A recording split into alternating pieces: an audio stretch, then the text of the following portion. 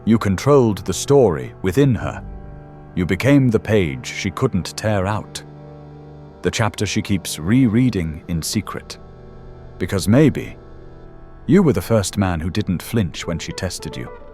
The first one who stood still when she tried to shake your frame. Maybe you didn't raise your voice.